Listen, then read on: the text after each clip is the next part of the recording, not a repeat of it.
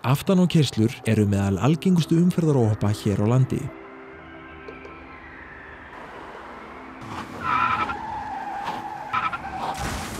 Ástæðan er einföld, of lítið bil á milli bíla og skortur á athygli.